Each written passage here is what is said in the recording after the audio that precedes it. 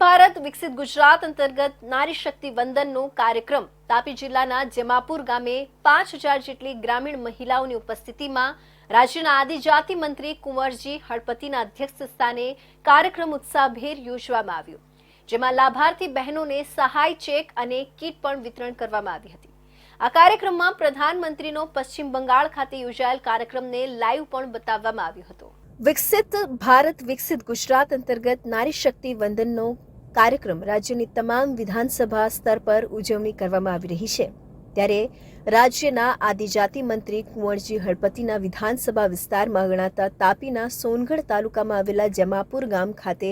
5000 જેટલી મહિલાઓની ઉપસ્થિતિમાં નારી શક્તિ વંદન કાર્યક્રમ યોજાયો હતો। આ કાર્યક્રમમાં ઉપસ્થિત સખી મંડળના સંચાલકો અને લાભાર્થી બહેનોને સહાય કીટ ચેક મંત્રીના હસ્તે વિતરણ કરવામાં આવ્યું હતું। સાથે સાથે પશ્ચિમ બંગાળ ખાતે પ્રધાનમંત્રી નરેન્દ્ર મોદીની ઉપસ્થિતિમાં યોજાયેલા જાહેર સભાનું લાઈવ પ્રસારણ પણ બતાવવામાં આવ્યું હતું। આજે રોજ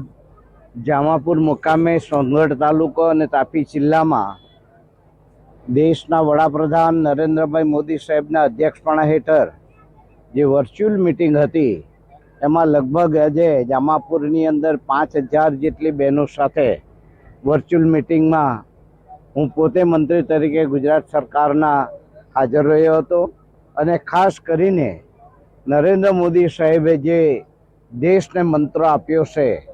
એ મંત્રને આધારે નારી વંદના શક્તિ કાર્યક્રમ અમે જામાપુર મુકામે કર્યો છે। પ્રધાનમંત્રી દ્વારા મહિલા ઉત્થાન સહિત મહિલા સશક્તિકરણ અને મહિલા આત્મનિર્ભર બને એવા હેતુથી અનેક યોજનાઓ શરૂ કરવામાં આવી છે, ત્યારે દરેક મહિલાઓને આની જાણકારી મળી રહે અને વધુમાં વધુ મહિલાઓ આ યોજનાનો લાભ લઈને આત્મનિર્ભર બને એવા પ્રયાસો હાથ ધરવામાં આવ્યા છે।